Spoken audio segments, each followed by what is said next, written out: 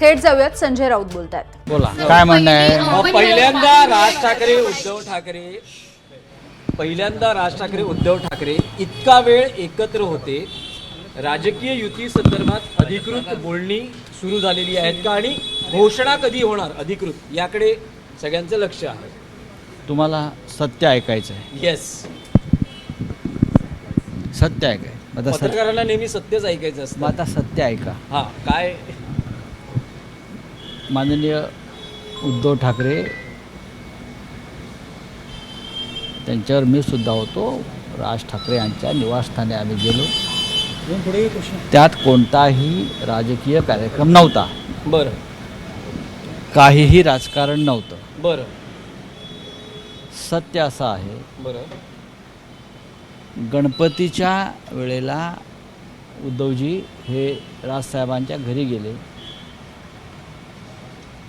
तेव्हा राजसाहेबांच्या आई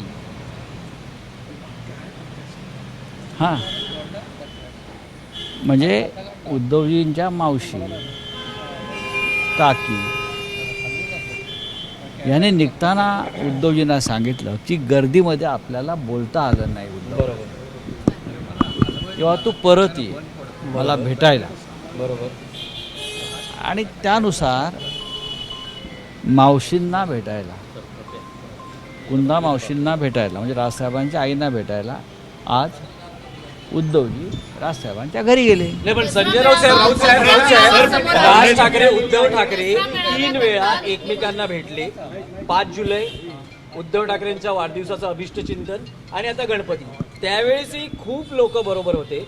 त्यामुळे असं म्हटलं जातं आहे की राज ठाकरे आणि उद्धव ठाकरेंनी एकमेकांशी नीट बोलणं, सविस्तर बोलणं यासाठी ही भेट होती. गरजेचं होतं दोघांनी एकमेकांकडे. आज का भेटले हे तुम्हाला मी सत्य सांगितलं.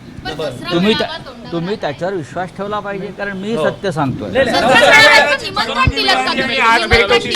परवानगी मिळाली दसरा मेळाव्याची सर आजच. सर दसरा मेळाव्याची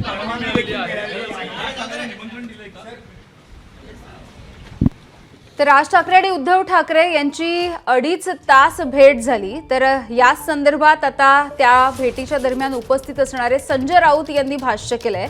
राज ठाकरे यांच्या आईंना भेटण्यासाठी उद्धव ठाकरे आणि आम्ही सगळे मिळून गेलेलो होतो शिवतीर्थावरती, असं त्यांचं म्हणणं आहे.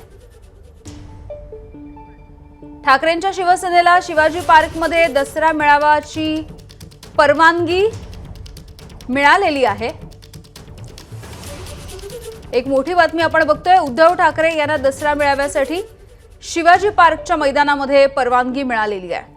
खरं तर जानेवारी 2025 पासूनच त्यांनी या संदर्भात परवानगीसाठी अर्ज केलेला होता आणि अखेर त्यांना दसरा मेळाव्याची परवानगी मिळालेली आहे. शिवाजी पार्कमध्ये हा दसरा मेळावा होईल.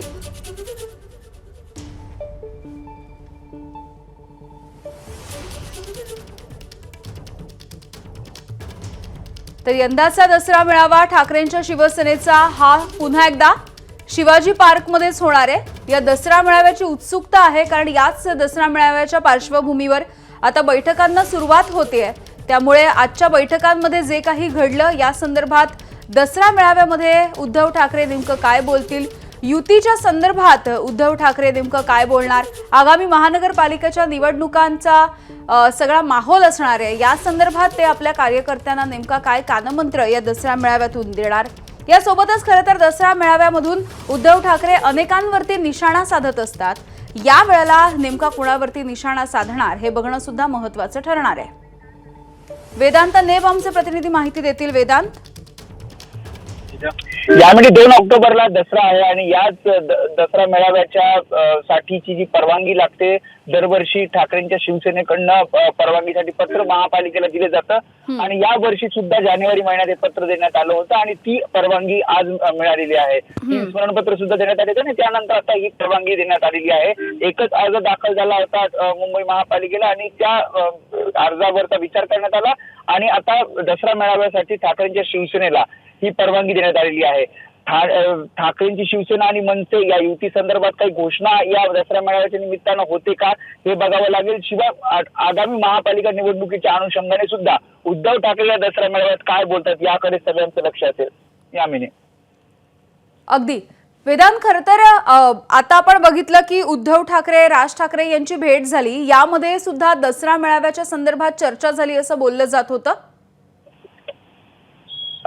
ज्या प्रकारे अधिकृतरित्या अद्याप कुठल्याही प्रकारची माहिती मिळाली नाही, मात्र एवढंच कळतंय की आगामी महापालिका निवडणुका जवळ येतात आणि त्यामुळे एक प्राथमिक चर्चा झाली पाहिजे आणि त्यासाठीची आजची ही बैठक होती, ज्यामध्ये टप्प्याटप्प्याने आता ही चर्चा पुढे जाईल.